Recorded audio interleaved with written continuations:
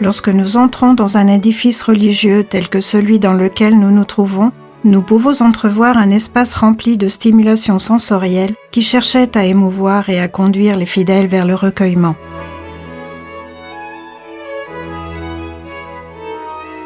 Ces intérieurs remplis d'images, de peintures et d'autres objets de dévotion cherchaient à embellir l'Église et à transmettre un contenu liturgique et religieux. Et c'est là que l'art joue un rôle fondamental en tant que moyen de communication au service de la foi.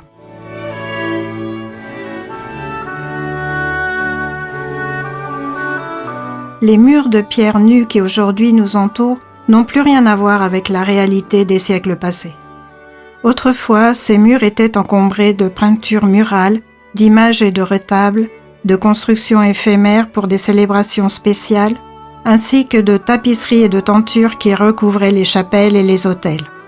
Si à ce délire formel nous ajoutons la lumière vibrante des bougies, l'odeur intense de l'encens et l'indispensable musique sacrée, nous nous trouvons face à un spectacle théâtral et émouvant qui saisissait le visiteur.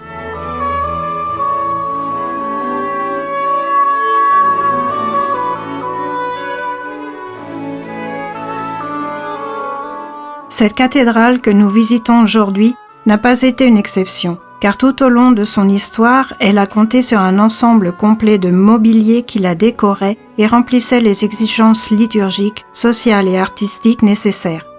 Ces œuvres font partie de l'histoire de cette cathédrale, ainsi que de l'histoire de cette ville, mais sont aussi le résultat de l'effort et de la participation collective de toute la société.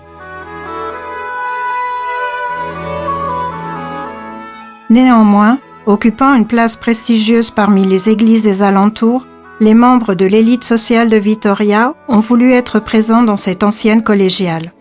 De cette façon, ils parvenaient à renforcer leur position et le prestige familial à travers le patronage de chapelles particulières ou d'autres fondations. Ces chapelles familiales sont ainsi devenues la meilleure devanture publique que ces hautes lignées pouvaient obtenir. Elles y installaient le blason de la famille, des inscriptions, des sépultures et toutes les œuvres d'art et le linge liturgique précis pour les célébrations et les anniversaires. Par ce moyen, on réussissait à perpétuer la mémoire de ces familles dans le temps.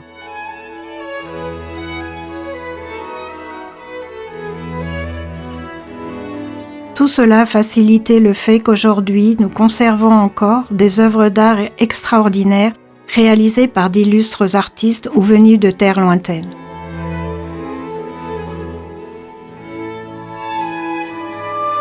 Cet inestimable héritage fait partie du mobilier très exceptionnel de la cathédrale. Un trésor vivant constitué par des pièces aussi spectaculaires que le rétable d'origine flamande consacré au doux nom et envoyé à sa chapelle par le chancelier et aumônier de Charles Quint, Juan Alonso de Gamis.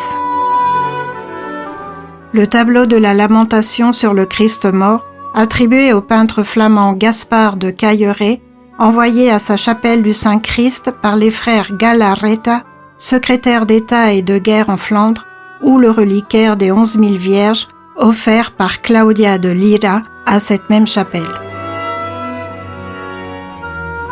Il faut aussi remarquer le précieux ostensoir portable envoyé du Mexique par Francisco Antonio González de Chavarri et considéré lors de son arrivée à Vitoria comme l'admiration et le joyau le plus riche connu dans ces provinces. De la même origine est l'exceptionnel Christ en tige de maïs que Pedro López de Alday a dû acquérir à Séville pour sa chapelle de Saint-Prudent à la fin du XVIe siècle.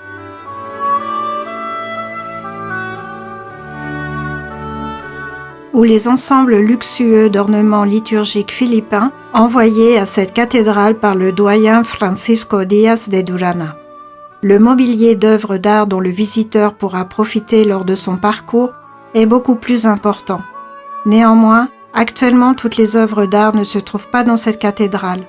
En effet, le processus de restauration architectonique qui est en train de s'effectuer ne conseille pas de rétablir toutes ces œuvres à leur emplacement d'origine.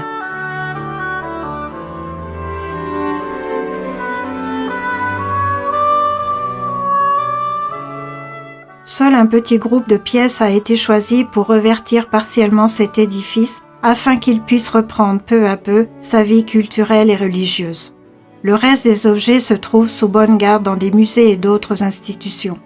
Bien que notre objectif final soit que tout ce magnifique ensemble d'œuvres d'art revienne, plus tard, revêtir à nouveau la cathédrale.